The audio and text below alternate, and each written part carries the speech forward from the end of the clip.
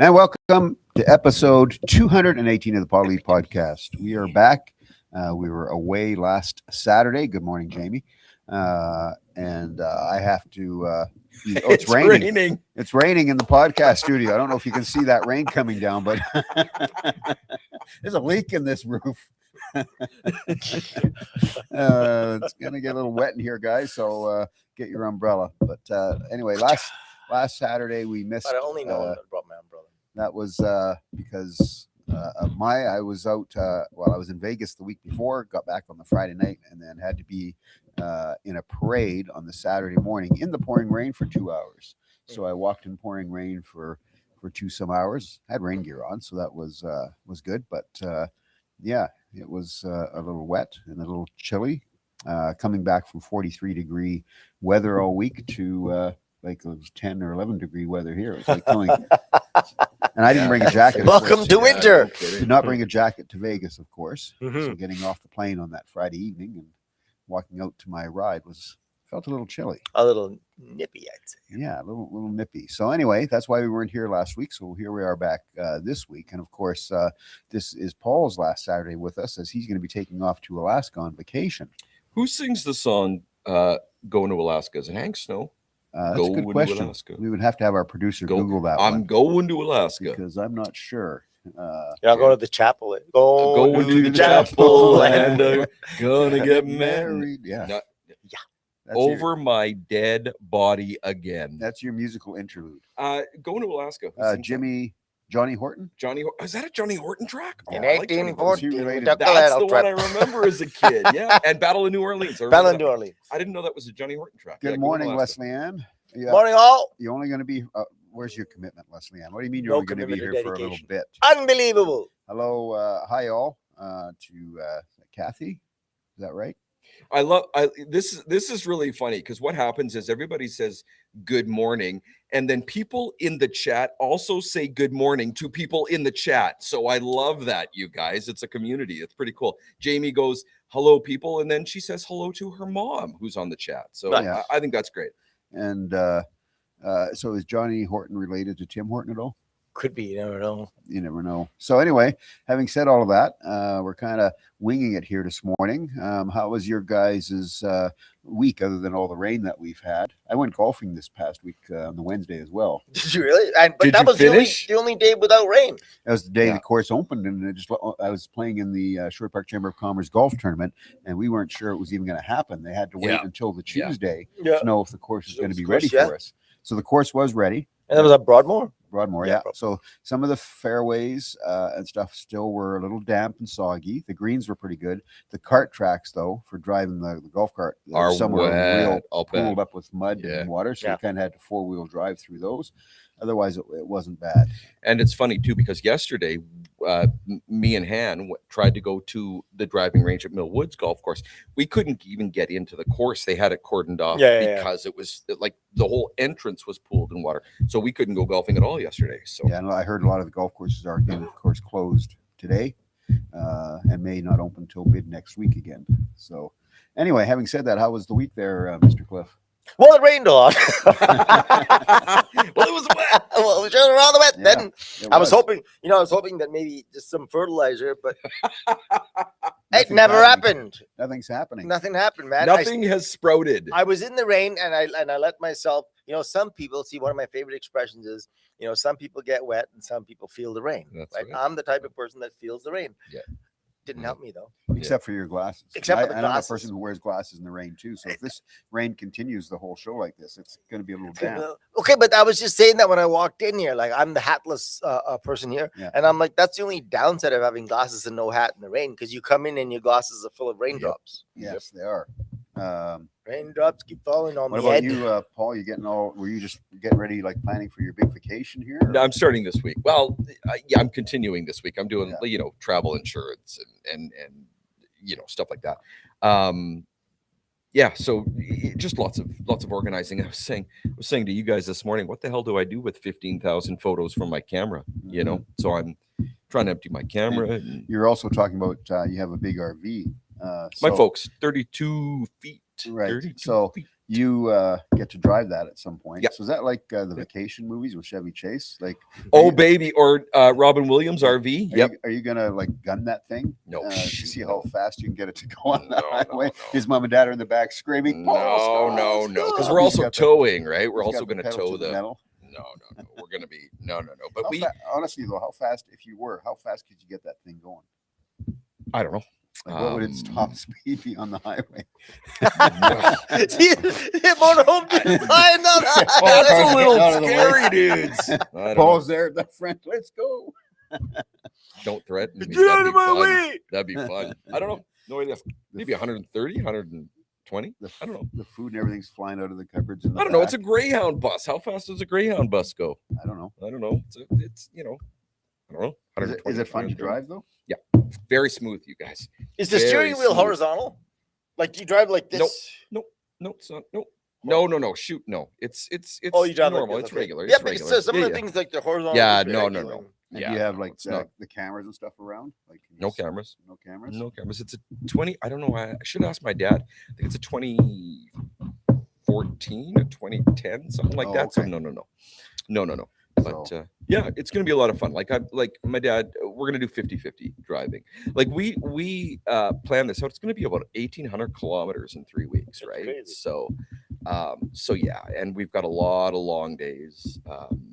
5-hour driving one day, 8 hours another day, 3.5 to get. So I mean, we've got a lot packed in 3 weeks. And do you stay like in the RV the whole time, or is there a couple nights where you just decide you're gonna hotel it? Nope, kind of thing? nope. Always I'll in the be RV. RV the whole time.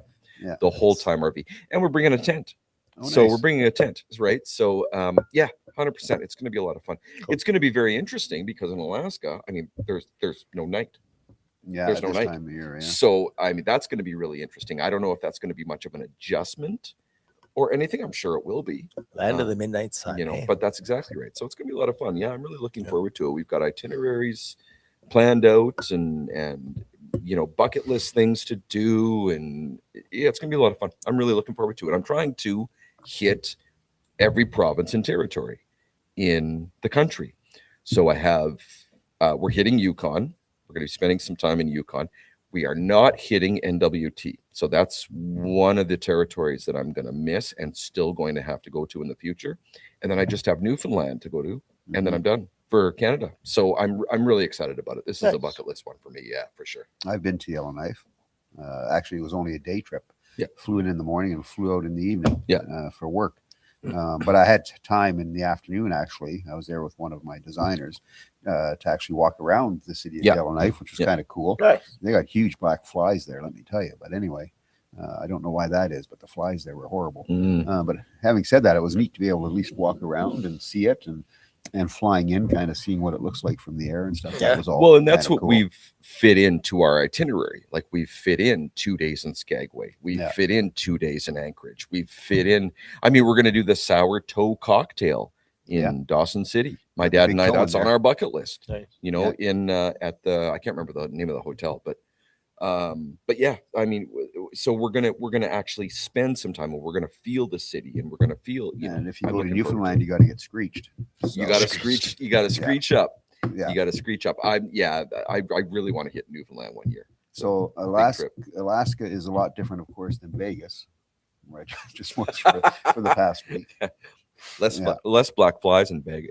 Well, the no good thing it black didn't flies in happen though in Vegas, right? Because Yeah. what happens in Vegas stays in Vegas. So that's right. he's back. So obviously he That's- did not happen. I was just gonna say that's why he's not sharing a whole lot of stories. Yeah, it didn't happen. Yeah. Leslie says Johnny Horton, I think. Yes, Yeah, Leslie. that's right. Our lovely producer looked that up. It's Johnny Horton. Jamie says, ask Jimmy what it's like up north. Jimmy went to Dawson City. Nice. Jimmy, Kinda cool. Jimmy, what's it like up north? Nice. Are you- I will Well, not wait, have we'll to just ask sit here. Jimmy because I will be there in. Okay, but wouldn't you like a preview? Yeah. No. You know what? As a matter of fact, I've researched a little bit, but not. I like surprises too, Yep, though. me too. Me too. So yes, I've researched a little bit, but not a whole lot. Yeah. So because I like surprises, I like hitting the sidewalks of the cities and the small towns and the farmers hurt, but markets yeah. and stuff. To each his own. So Hitting the sidewalk. so yeah. So no, yeah. I'll experience it by myself. Yeah. So in Vegas, I had the opportunity to go to one of our manufacturers gets a suite in the Fontainebleau Hotel. And that hotel is fairly new. I think it's a couple of years old. Yeah, I haven't heard of that. Ballpark, but it's I think it's 100 plus floors. Jeez. So Whoa. they had the suite on the 86th floor. So going there, I went with a couple of my teammates. We just quickly grabbed a cab because even though it's like 10 minutes, supposed walk in Vegas, 10 minutes turns into an hour. But then you got to get across all the streets. Yeah. Well, and just getting across the streets okay. and the way everything is designed in Vegas. And so we grabbed a quick cab over there. It was a 5-minute ride. But anyway, so this suite was on the 86th floor. Jeez. And it feels like the elevator, other than your ears starting to pop on the way up, was very fast. But the suite is cool because it had those glass all around. So when, there it is, Fontainebleau, Las Vegas. So anyway, the view was amazing from these. I don't doubt that. Floor to ceiling windows. Overlooking Vegas. So a group of banks has agreed to finance the project. Okay. Anyway, but yeah, it's quite the hotel. You know what's funny? The last time I was in Vegas was 1980. I don't know, 87. And when I can't remember, I think it was called the Imperial Hotel. And at the time, it was the 8th largest hotel in the world. And I think it had something like 19 floors. Yeah. So this one, I just saw it cost $3.7 billion to build. And that's it. That's the lobby. You see that hotel lobby picture that we're looking at. It's 737 feet. Wow. Yeah, it's got an amazing lobby when you walk into it. And did you go see Wayne Newton? No. Did you go see Blue Man Group? Nope. Didn't. I've seen the Blue Man Group. Did not go to any shows. Didn't have time to do. Who's doing the residency in the Sphere now? They don't have one right now. They're showing Wizard of Oz actually. Oh, cool. The original film. So I go by the Sphere when we go to the show. We go by it every day in the monorail. So you're by it anyway. So they're showing the old movie of Wizard of Oz. It's been revamped to look. There it is there to look in 4K, I believe. Yeah.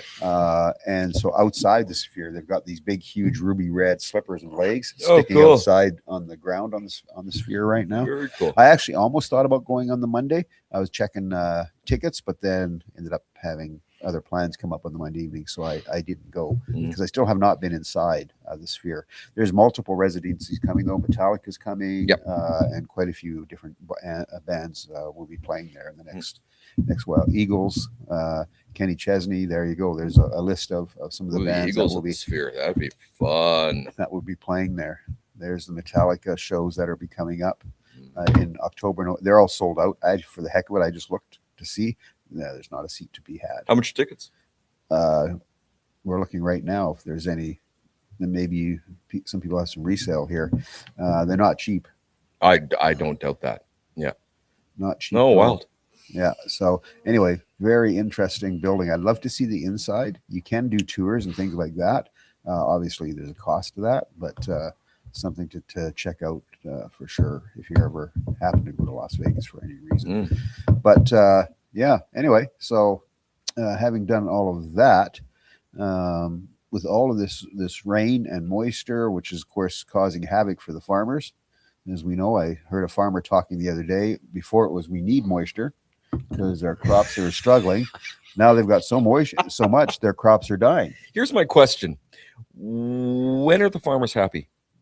Well, at what point are the farmers It's happy? hard now to find that perfect weather that grows, and you would know, Cliff, being the gardener that you are, that obviously plants need water, but they don't need that much water, and obviously they need sun, but they don't need a drought either. So like, what do you do? Like these poor farmers that are relying on their crops for their money, and now they're in trouble again. As they say, right? Mother Nature's a bitch sometimes. What do you do, right? Yeah. That's the way it works. It is. So as I said to you off air, I'm growing tomatoes. Yeah. So I'm trying that. The little ones. The little guys, yeah. The little cherry guys. ones? Yeah. Cherries? They're called Sweet 100s. Sweet 100s. Or Sweet 1 million. Sweet 1 million. So I got one of each plant. to try. Did not buy them at we went to the small South Cooking Lake South greenhouse for Cooking, those. yeah. And but anyway, so we're gonna see what happens. I saw flowers on them. Yeah. Well, the thing is, as I was saying offline too, is that you'll get some foliage growth through the rain, but you won't get any kind of fruiting. But the moment after all of this, the moment the sun comes out, in 3, 4, 5 days, it'll go. Yeah. It's just amazing, actually. It'll And the best part about those tomatoes, I don't know if you guys know all about tomatoes. I certainly don't, but there's indeterminate and determinate. So determinate tomatoes don't pick them until the end of the season. Indeterminate tomatoes grow through the whole season, right? And you pick them off when they're ripe. And these particular plants, the Sweet 100s and the Sweet Millions, they're so prolific. They grow so many little fruits. They're amazing, right? So I only grew one this year, put in a big tub. I grow up mostly for Leslie Ann because she loves those things.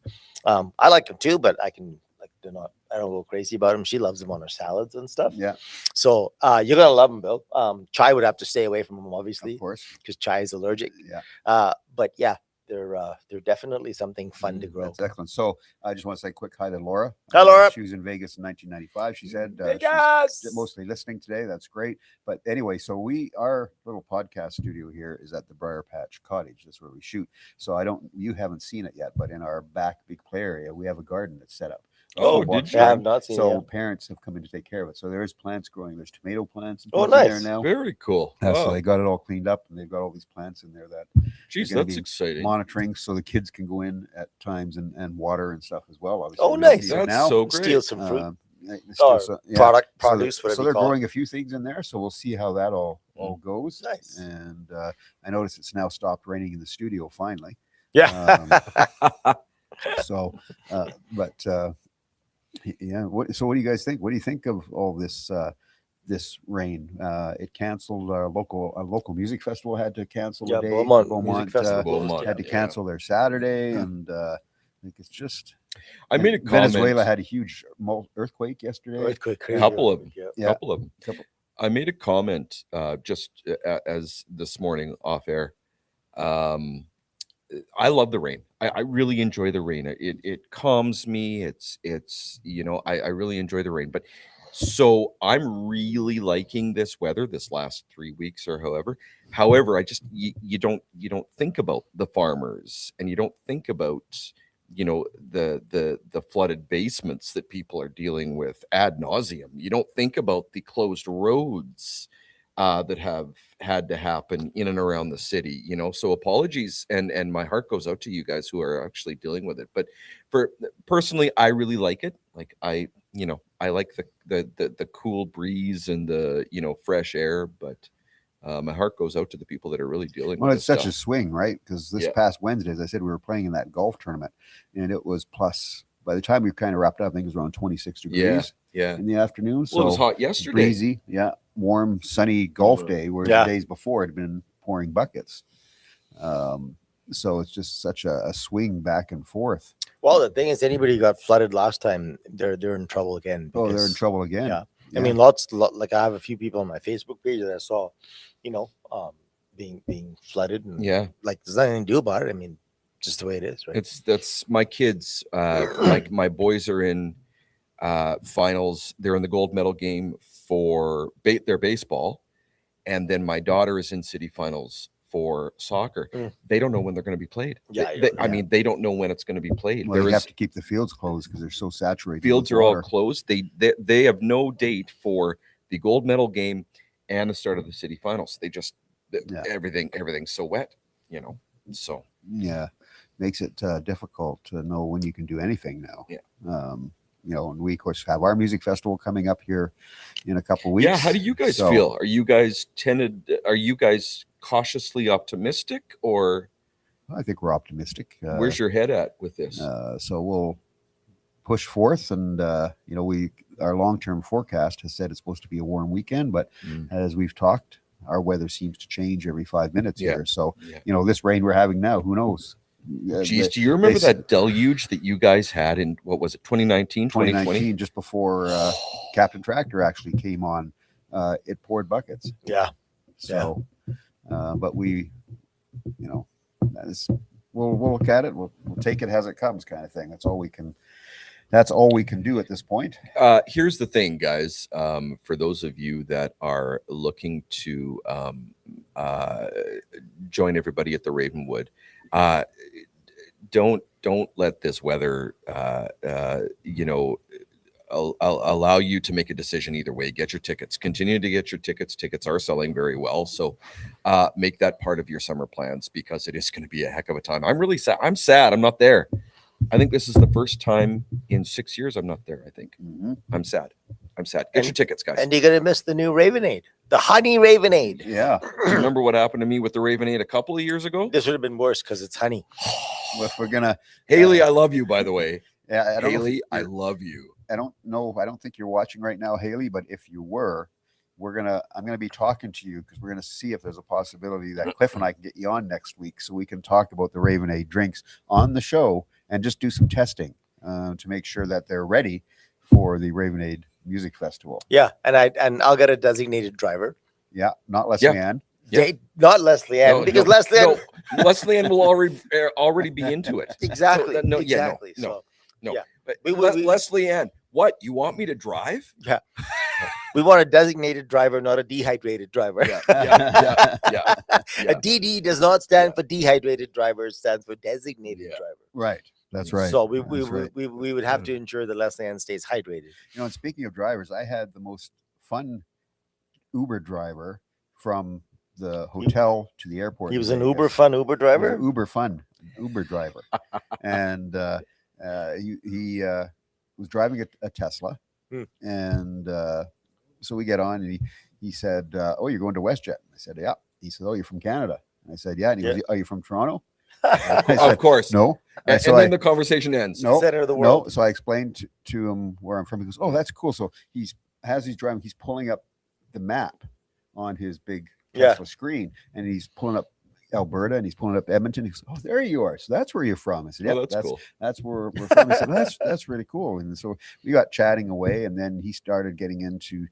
He's obviously American, just slamming his own people and the Americans, and he says, "Here, I want to play this." He said, "Do you know that most Americans only have a reading level of up to about grade 8?" And he Yes. said, "I can prove it to you." So then he asks, and in Tesla, it's not Surrey, it's something else. So he goes on, he says, he said, "Hi." It's probably whatever the name Grok. is. I believe it's Alexa. Is it Alexa? No, he said No, it that's wasn't Alexa. Amazon. So he says, "Hi, whatever the name is. Are you there?" And then pops up, she said, "Yeah, I'm here." And then he said, I'm talking to my friend Bill here, and I want you to give these stats that are now in America for what the reading level is." And so she starts reading off, and he was correct. He starts saying that the normal reading level of an American is grade 8 Right. level. That's pretty the standard level of Americans. You see, and this is what I don't understand, right? So now, when what's his face, the president of the United States says, "I'm going to shut down the Department of Education, the central Department of Education," people say, "Why?" Yeah. This is why. They've thrown mega dollars at it for decades upon decades upon decades, and yet the education system sucks so badly that the reading level of America is at grade 8. What does that say about the education system? Yeah, here's the thing. There's a major misconception with literacy rates country by country. So what you'll say is Canada has a 99% literacy rate. But what does that mean? Up to grade 8? Up to elementary Functionally level? literate, or So actually? you have to really watch. That's right. Is Right. it a technical literacy? Is it a functional? So you really have to watch those, literacy levels. Yeah. Because sure, we're at 99%, but to what degree? Do you know what I mean? Okay. Like, Okay, Podlie, but on average right now, and I could be wrong, this is just blowing out of my own yeah, head. we're just throwing numbers. I out. could be wrong, but I will tell you something from my limited experience with education in Canada, just talking to the average Joe in Canada, I'm guessing that the reading level is at grade 6 in Canada. in Canada. I Is wonder that if we right, could. eh? I wonder if our producer can look up that stat. Yeah, I'm what not is gonna- the reading- I'm not going to speculate. Obviously, If there is a that stat would be a right now. great conversation No, for my family, Cliff. And I don't know, that to be true. Yeah. But I will tell you something. Yeah. I would love to get an actual stat to say how many people actually read books. Let's say in the country as a whole, or pick a province. how many people actually read books? People talk about reading books. I know a lot of damn people that talk about reading books. Yet if you ask them what's one book that you've read in the last 10 years, they could probably not tell you. Number one. Number two, what books are you reading? Is everybody reading young adult books? Yeah. Because at what level are we reading? I would love to know that. Yeah. Interesting. So we're just pulling up over. He's looking at stuff. He's waving at me not to read this as of yet. So Okay. he's still looking through about the survey. But anyway, I would be curious because like that stat that says grade 8 level, I'd be curious to know grade 8 level at what and who's judging this, right? So I'm with you, Podlie. I agree. And an example would be, and I kind of mean this in jest, kind of not. In terms of a reading level, could you put together an IKEA bookshelf? Do you know what I mean? Like, could you read from a technical level? Do you know what I mean? Yeah, it's mainly a functional technical level. Yeah. Our producer just saying that there is no words in an IKEA instruction. It's just pictures. Well, I'd say it half in jest, of course. So what does this say? No, but Podlie, you make a good point though, right? Because communication is one thing. Communication for the purpose of understanding is another. Is a totally different thing. Reading is one thing. Reading for the purpose of understanding and being able to develop the understanding enough to actually perform a task is a whole nother thing. And that's why my kids just went through final exams. Yeah. They call it reading comprehension. It's comprehension. They call reading comprehension. Yeah, I get it. 26 letters, you can spell out the words, but what does that mean? What is the comprehension? What is the comprehension level? Yeah. And that's what I'd like to know, Yeah. I don't know about like I said, my experience is perfectly anecdotal, right? But I love language. If anybody doesn't know that by now on this podcast, I love language. So, but when I talk to people and when I ask about certain things or when I try to engage with people, I find that so many, and this sounds so bad when I say it, but I don't mean it as a negative. What I mean is that we have different priorities, right? And I mean, I love the idea of saying, hey, reading comprehension versus just reading, because anybody can read a fictional young adult novel and go, rah, rah, look at me, I'm reading books. And that's fantastic. I would never promote that. But at the same time, I think we need to be able to, as you say, Podlie, have a comprehension level equivalent to a reasonable level in order to be able to be productive in the world, right? Yeah. And I guess can you understand metaphor? Can you understand irony? Can you understand the subtleties of what you said, Cliff? Language, because I'm with you. I love language. I love languages. I speak fluently too. I have a understanding of Chinese, of how it works. Now I understand how Chinese works, but I can't speak it. So I love languages as well, but I guess I'm really worried about, can people understand the subtleties and really dig down as to what people are trying to communicate? I'm going to use that word, or what people are trying to communicate, It's funny, when I took electronics way back when, I took electronic service program. Yeah. It was called SATE back then, but Saskatchewan Polytechnic, it's called now. It's called Saskatchewan Technology Institute, whatever. One of the classes we had was communication. And it's funny because one of the assignments we got, which we all kind of laughed at to begin with, was you had to build a box. And you were given a sheet of paper with the instructions how to build this box. And like X number of students got one box and X number of students got another box. And then you had to get together as a team and use this sheet of paper and use it to build the box. You'd be amazed at how many people could not actually make this work. Now, what were the issues though? What were people running into? Here's the funny part. Want to hear the funny part? The funny part is one of them, and it just happened to be my team, like the team that I was on. I wasn't the leader of the team. The instructions were wrong. Well, did the man read the instructions? You Is should- my question. We read the instructions, but the problem is the person that wrote the instructions Yeah. didn't do a very good job. Mhm. So how is that for confidence in the education system? That's Because the person who wrote this was a master, not electrician, but a master, whatever electronics, whatever it is. He had a master's degree Mhm. in it, and yet he couldn't write a decent instruction manual to put together a box. And he was teaching us communication. Mhm. So you know what? There's a whole bunch of issues that come up, and this was back in God knows when, right? Yeah, but I think that can technically be legitimate, because if you can putting together a box and explaining to someone how to put together a box are two totally different things. He was teaching Totally- communication. Well, okay, and that's and there's He was the the shortcoming. instructor. But my point is, those are two totally different things. Of course, Paulie, but my point is that he's an Why instructor. is he even there? Yeah, Mhm. no, And I he's get it. teaching us communication skills, and he cannot write instructions clearly enough to be able to write it. Because I tell you what, I'll give you an example. This is the problem, and you could call me a jerk if you like, and I'll accept that, because it was. I had a test in grade 11. Keep in mind, I dropped out of school in grade 10 because I had to live, because I was homeless. I had to live, I had to go work. And then I went back to school to get my 11 and 12 because I wanted to go to electronics. So I went back to, study at your own pace type school, and I got both my 11 and 12 in 10 months. So I worked my ass off to get it. One of the exams I had was a biology exam. I think it was early 11 biology exam.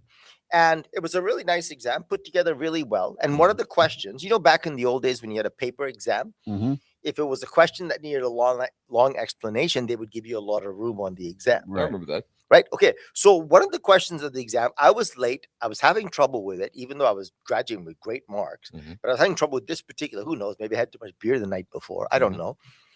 So I was late anyway. I was running through the exam, and one of the questions on the exam was, "What is the function of the heart?" So I put to pump blood, and I moved on. Well, she gave me 0 for this thing. What was she looking for? And it was worth 30 points. It was I think it was worth 15 points or something like that off the exam. Irrelevant. It was worth a lot of points for the exam. And so when I went back to her, her name was Lydia. I remember her very clearly. And she was a communications major with a PhD in English. Okay. So she wrote this. I wrote "It pumps blood," and she gave me 0. And after the test, I went back. I said, "Lydia, I'm not sure I agree with this mark." I said, "Why would you give me 0 on this? What is the function of the heart?" She says, "Well, Cliff, of course it's to pump blood." She says, "But I wanted a detailed explanation of how it goes through the process." I said, "Well, then you should have asked that. Should have put that in the explanation. If you'd have said to me, what is the function of the heart? Number one. Number two, could you describe in detail how it accomplishes this?" Or if you say, describe in detail how the heart performs its function. Right. Anything like that. But agreed, I knew what she meant. Call me a jerk if you like, but I was late on the exam and I answered the question. And then she said, no. You should have described what the heart does. I'm like, you did not ask for that. You asked for what is the function of the heart? Is indeed the function of the heart to pump blood? She says, yes. Then I deserve my 15 marks. And I had to escalate it.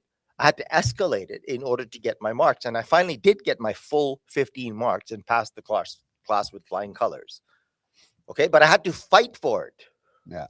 I got to share something with you. But hold on, we're going to share, but you have to look at the clock. Good evening, ladies and gentlemen. And I got kind of spirited there for a moment because it was an interesting memory about what communication is all about. And this communication is good morning and welcome to the middle of the podcast. I'm in grade 11 in this, and I to this day I tell my kids this story because it pisses me off to no end. I'm in grade 11. I'm in social studies class.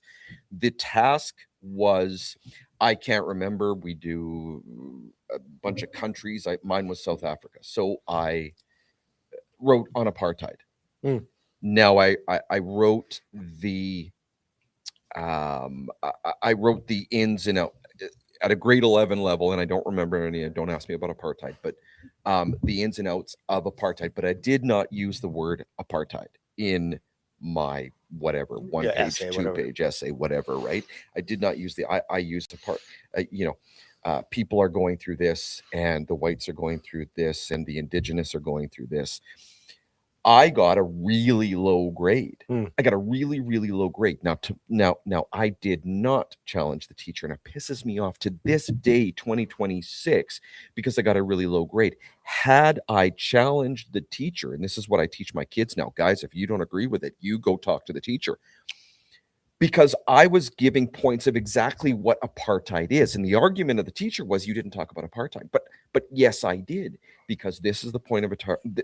This is apartheid. That's like saying you never spoke about rain when you were talking about the streets being wet and the rivers overflowing. When I'm coming in wet. and But you the didn't use soil- the word rain. Didn't use the Yeah, word I rain. didn't talk about the Yeah. rain when I was coming in wet. Yeah. Like, and I still use that example, Cliff, to this day with my kids. That is apartheid, baby. And I got a really low grade, and to this day it pisses me off. I say you challenge the teachers respectfully. I say you challenge the system respectfully. But the fact of the matter is, you need to stand up for yourself. And maybe you were wrong. Maybe you were wrong. I don't know. But the fact of the matter is, when I went to Lydia, I was not hot under the collar. I went there and I said, listen, this is an important mark for me, right? It's worth 15 points. And then she was like, basically dismissed me. Meanwhile, I'm the one that's correct. I'm reading. You want reading comprehension? My comprehension tells me you wanted to know what the function of the heart was. I told you. Yep. Cliff, this is a 35-year core memory for me. Me too. This is a 35-year core memory for me.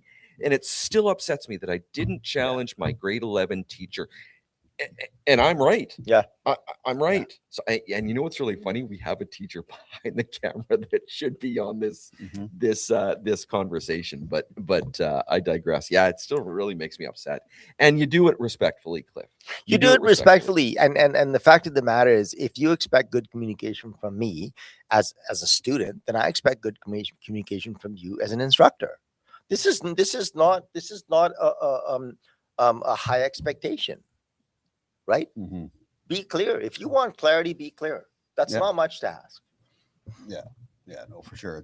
And as you said, it even comes with anything, whether it be written instruction, as you've already talked about, or whatever the case might be, right? Or verbal instruction. If you don't, if you give very basic verbal instruction and somebody goes and does it basically, because you said the word, I'm going to give you this, verbal instruction. This is the basic way you do it. And then obviously you go do it that way. And then the person goes, oh, well, why is that? Why is that? Yeah. Well, It's funny when because we you do, explained it this way to me. When we do our photographer training, like last year we hired 20 photographers, and we had like 28 photographers in the room.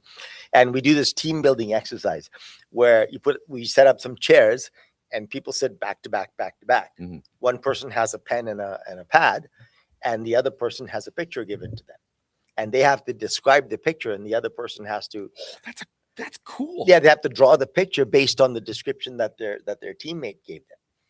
And basically, that's the idea behind it is how well and clearly do you communicate? Number one, how well and clearly do you understand communication? Number two, but overarching the umbrella concept of that is how well are you paying attention to the people that you need to be paying attention to? Right. Because we got 28 people split in half, right? So you got, let's say, 16 people on one side. Everybody doesn't do it because the instructors don't do it. But for argument's sake, let's say you have 10 people on each side. Everybody's talking, right? And now what you're doing is you're leaning back like this and talking to your person, hiding the picture and saying, okay, draw a line on the top now and do this and do that. I mean, it's the simple pictures, right? The simple things, forms. And so the overarching principle of that team building exercise is to paying attention to that which you need to pay attention to.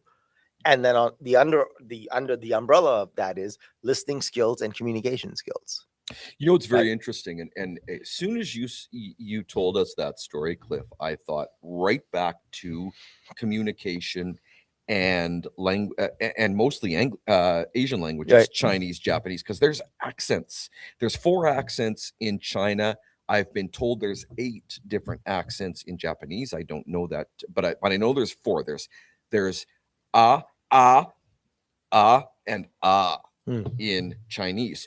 Now I'm 3.5 years in China, and you talk about having to listen to it sounds all the same to you and I, right? But people in different countries really have to listen because otherwise, and I've gotten mistaken a couple of times. I was asking to eat, and one time in China they thought I wanted to sleep, just because I used the accent wrong. Yeah. And that would be an excellent exercise for my kids. Yeah. For camping. We're gonna do that, Cliff. I'm gonna Do let it. you know. Do it. It's fun. I'm gonna let you know. And on top of all that's fun.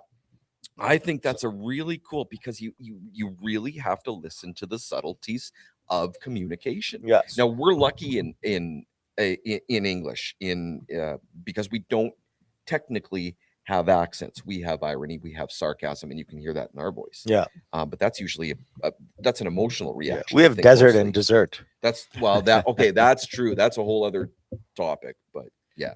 So I'm curious what you would consider then, like, and I probably don't know the answer to this, but what countries would you say have the best communication styles? Oh my God. Like, is there a country Is there a that- country with the that best say, like, communication is- styles? I don't know. Is England a better Yeah. communicator than Yeah. Japan? The- Well, the one- that's that's completely subjective. Well, no, but the one But- thing I would say though, if I would, hey, listen, I'm an analytical person, so I could throw out analysis that could be Yeah. totally wrong. Yeah. But I would suggest that monocultures, right, would be better at communication. So if you take a place like Canada, you take a place like America, that are or the UK now, they're melting pots of cultures and languages and so on and so forth. So you would find a lot of words and usage of words blending together to form a living language. English is called a living language for a reason, Mhm. right? That's probably why it's so complicated and why it's so diverse. But if you take a monoculture, let's for argument's sake, I couldn't quote you actual countries. So pick a country, pick Red Sox in the middle of the Pacific Ocean, Mm. right? Without anybody, without any immigration, without any outside influence. I'm guessing that their language, if they spoke Red Sox, whatever the language is, I'm guessing that their language would be the easiest and most precise to communicate to their own people. Right. The moment you get cultural integration, Mhm. I think that's where language becomes more complicated, because look at the English language. If you say the word pajama, that's not English, that's Hindi, right? If you say the word veranda, everybody says veranda, but that's not an English word, that's a Hindi word. Bungalow is a Hindi word. Deja vu. Right? It's not. Deja vu is a French word. So English is an aggregation of many different languages. Correct. As a whole, Correct. As a whole, it remains intact for communication, but not at a colloquial level. Yes. Maybe at a business level. Bill, can I attempt to answer your question? Your question again was, what language? I'm just curious if there's if we would consider a country out there that would be, we would consider maybe this country they're great communicators. Their communication there is top notch compared to everybody else. Can I attempt to answer your question? I'm just going to revert it a little bit. I'm going to think, and I'm going to ask, what language do you think is the most understandable? What am I trying to say? What language is the easiest to comprehend, to understand, that cultures can do? I'm gonna throw this out there, and I'm gonna say ASL, American Sign Language, is probably the easiest, I think, to understand for people that know it, that can understand it. I don't know ASL, but I'm thinking it's pretty cut and dry. Like is there colloquialisms with ASL? Is there? I don't know. I think that would be probably the easiest, maybe, to understand. I don't know. I don't know. I don't know. I don't know. Do Yeah. you know what I mean? So who knows? What does Laura say? Laura said, and my friend and I did a test on the nervous system, and she didn't know what different parts of the nervous was. So she made it into a vacuum with a mitochondria in it, and she got bonus marks. Okay, cool. And for creativity, now whenever we don't know the answer, we just say vacuum. LOL. Vacuum. Yeah. Grade 11 bio teacher was absolutely amazing, and one of the main reasons I love biology. Nice. Yeah. Well, that's teachers can make such a difference. I was just gonna say, but that's exactly right. My teacher, and I think in the same grade 11 that I was talking about the biology, but my teacher in there, her name was Bet, and God knows how many years ago this was. I don't even want to say it, Mm. but yet I remember her vividly. Yeah. And she was my favorite teacher because she knew, my God, she knew how to teach kids, man. She was just amazing, you know. She'd make math sound like it was the best thing since sliced bread. And I couldn't give a damn about it at the time. And yet she made me into an algebra freak. I loved grade 11 and 12 algebra only because of her. Yeah. And so, and we're talking about communication. Obviously, now we're talking about communication in the educational side of things as well. So, I'm curious if you look, and of course, as you mentioned, James, our producer, being a teacher. So I'm interested in kind of thinking, like, what are the communication styles compared to, say, when we were in school, compared to where that communication has gone now with the teacher, because everything is the way the kids are. Everything is so different now, right? So a teacher that's maybe teaching in the 80s or 70s, would they and I'm sure maybe there is still some teachers out there that were teaching in the 80s that are still teaching today, but having said that, have they had to change their communication style in order for the kids to be able to comprehend now more so than if they were, say, back in our time in school? Like, how maybe teaching is very 6'7" now. Teaching is very 6'7" now, Bill. I gotta say, that's so 2 weeks ago. You're right. Maybe, right? Because and I think it's the flow of things. Like, if you get a child in grade 6 that doesn't have the comprehension levels that a grade 6 should have by whatever metric you want to use, now the grade 6 teacher is challenged to be able to teach this child because they don't know the foundation, right? I mean, you can't teach a child long division if they don't know what 2 and 2 equals. Yeah. And same thing with language. Now, at least math is more precise. Language is not so precise. So if you're talking about a language arts course, they call it language arts now, I think, in grade 8. But if you don't understand the basic principles of grammar as you're moving into grade 8, then I think the challenges the teacher has are quite significant. Yeah. And then, if I can just piggyback off you, then there's also comprehension, because you've got a reading component with language arts. With math, 1 and 1 is always going to equal 2. It's always going to equal. Not so with language arts and languages, French, Spanish, whatever you learn. Not so with languages. But languages in so many ways subjective, right? I mean, the English 100%. language, I think it's the only language in the world where you can have feet that smell and noses that run. Yeah.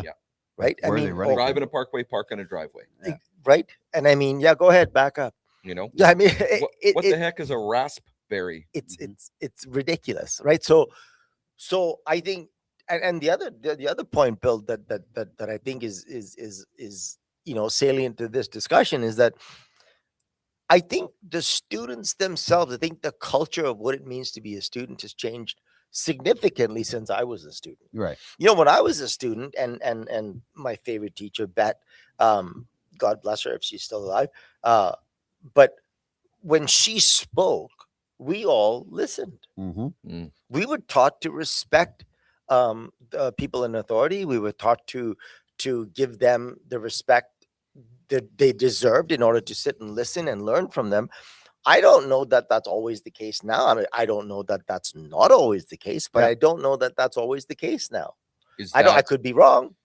Okay, but Cliff, I think you're hitting on a couple of different points here. I think now is that we always used to listen, and absolutely, I'm in the same era as you. We always used to listen and we respected. Now, my question is that because maybe there's, decline is the wrong word. Maybe there is a difference in teaching methods now, where where kids are not, I guess, relating to their teacher, or do you think it starts at home? Starts at home. I agree. Everything starts at home, as far as I'm concerned. That was a quick and convo. you can call me wrong. You can call me names, do whatever you want to do. But the fact of the matter is, I think it starts at home. Okay. If you're not taught that you need to respect your instructors and your teachers, if you're not taught for that, right? The cliche is I used to get in trouble twice. If I got in trouble at school, I got in trouble at home. Right? I mean, I know that's a cliche, but it's the truth. If I went home and I said I was detained today at school in detention and whatever, my dad would ask me why. And I would tell him why, because I had no choice. And he would tell me that the teachers were correct in doing that. You know, never did he run to the teacher and go, I'm going to do something to you if you don't give my kid a proper mark. No, the adults believed the adults that the children, and right or wrong, I'm sure there were some mistakes, I granted, right? Mhm. But as a rule, I think certainly in my household, I was taught to respect teachers. I was taught that they are the people who are going to lead me to the understanding that I need in order to be able to be a functioning person in society. Right. You know what's funny? My parents are both retired teachers. Retired teachers. So yeah. guess what? My teachers were all their buddies. Yeah. I was screwed, you guys. You're screwed. I was screwed, and I really was. And Yeah. I really was. And I was The only- not a good student. The only you reason guys. I was screwed is that both my parents always knew everything about what I was learning. I could never pull the wool over their eyes. Yeah. My mom was a smart cookie, man. In language, you could not in any way stump her in language. Mhm. And my dad, I don't know what it is with him. He seemed to know everything. Mhm. There's nothing that he didn't know. He knew everything. I mean, he built guitars for a living, and he was a master tailor. Is he a Luther? And he was a I didn't master know that. tailor, and he was in the forces as a medic. So he had medical knowledge, and he knew everything about everything. So there's Wow. no way you could pull the wool over his eyes. And my mom, language, I would ask her, "Hey, mom, what does this word mean?" She will say, "Well, I think it means this or that. I think." But I think you better look it up in the dictionary. And I'd go look it up in the dictionary, and it's freaking verbatim what you just said. Verbatim. Yeah. I'm like, what do you do? Read the dictionary? And I found out later as I grew older, yeah, that's what she did. She'd look up one word in the dictionary, but then she'd get distracted and read the next word and the next word and the next word. Before you know it, she's read the dictionary for half an Mhm. hour. Wow, that's really cool. She knew everything. Like, there's nothing that she didn't know in the English language. Yeah. So I couldn't pull the wool over their eyes. If I got home from school and I said something, they were like, well, why didn't you listen to the teacher? Wow, Mhm. that's really cool. That's really You cool. know, so Wow. and they both okay, and that's the thing, just like your parents and probably your parents, Mhm. they prized education. They thought that that was one of the most important things that you could do for yourself is to educate yourself. Just I have now 3 teenagers at home. So they've gone through 8 years of school, Right. of and it Yeah. drives me nuts, you guys, that one of them, two of them, one of them in particular, terrible handwriting. Oh my god, terrible handwriting. Now I don't know if this bugs James so much or other teachers so much, but it drives me up the freaking wall because it is a form of communication. Writing is a form. It drives me to no end, you guys, and I'm still on them. Grade 9 next year, and I'm still on them. Man, you got to formulate. You got to round that A Well, off, baby. And now, of course, with everything being done and assignments in Oh, computer, computers. you're not doing That's right. everything Bill. in longhand anymore, right? Whereas we did, you had Everything. to, even your exams, you had to write in longhand. And I'm one of the first to admit, sometimes I do write like a doctor, but you had to. I read know, good do enough to be a doctor. You had to do everything longhand. You know right? what's funny, And- Bill, is that I had excellent handwriting. Again, back to my mom. God bless her. Her yours must be ringing in heaven. But she had a brilliant hand writing, almost calligraphy, but fast. Yeah. Right. And she had a beautiful handwriting. And I learned to write from her. Mm. All right. I was the last of the children. So I learned most of my things from her. Mm. And so I had wonderful handwriting until I got into the workforce. Right.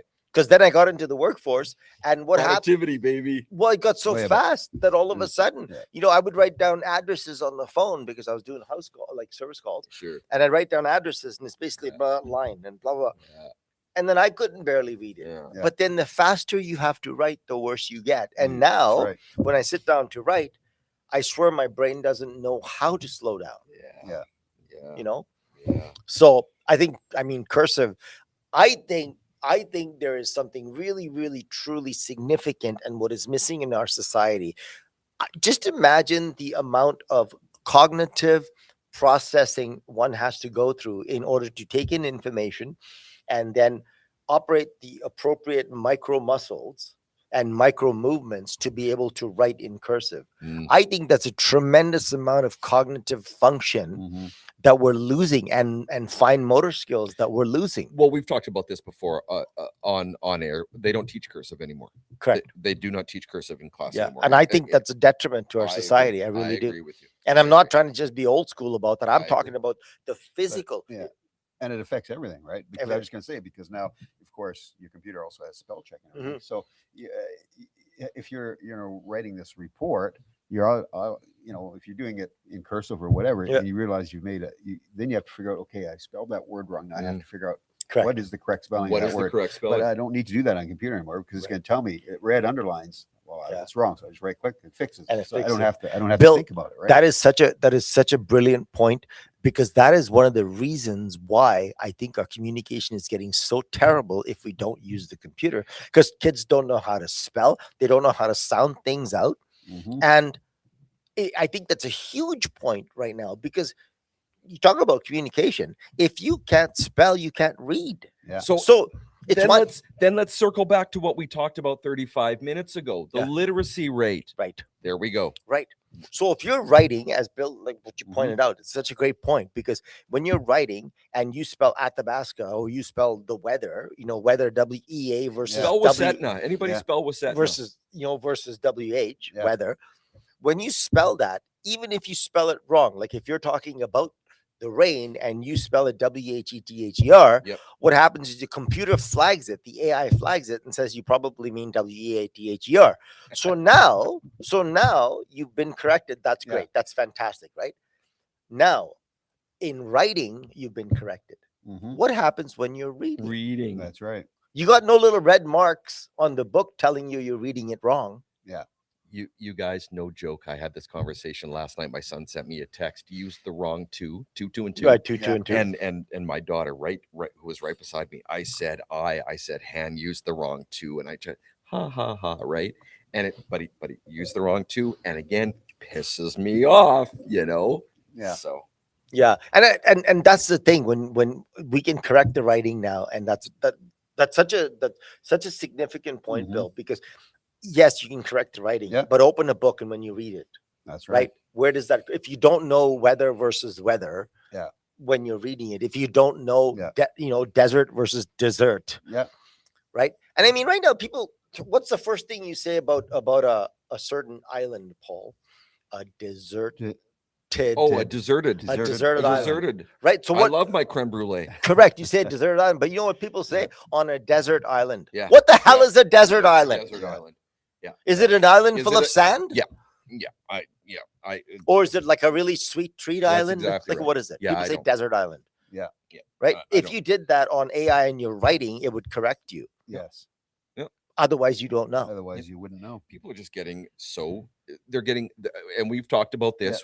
They get lazy in their driving. They're lazy in their driving. They're lazy in their communication. Absolutely lazy Yeah. in their communication. And if you ever do it, I don't go about correcting people's grammar. It's not that's not my deal. But you see people correcting grammar, they say, "What's the difference? You understood what I meant. Yeah. You understood what I said." I hate Yeah. that crap. Like, I think that's such, lazy. I think that's so again, terrible, right? That's the word, Lazy. lazy. And having said that, we can't get lazy because we're almost out of time. Almost done. Oh, look at that. Ladies and gentlemen, thank you for joining us. I speak for the three of us when I say this every single Saturday morning. We appreciate you taking your time to come and visit with us. We appreciate you having your coffee with us, etc. And please do come back, etc. And I see it's raining again here in the studio, and surprisingly not, I hear dripping happening over in the back of the room here. So I actually do hear Literally. a leak, literally dripping. But anyway, having said that, sign up to our YouTube channel if you haven't already. Make sure you subscribe, hit that notification bell. You know that we're here, as Cliff said, every Saturday morning at 10 a.m. That's Mountain Standard Time for those of you that might watch from a different time zone. But make sure you jump on and subscribe. Otherwise, everybody have a great week, and hopefully it'll be a bit drier. I will see you in August, my friends. Go into Alaska. Stay happy. See you guys.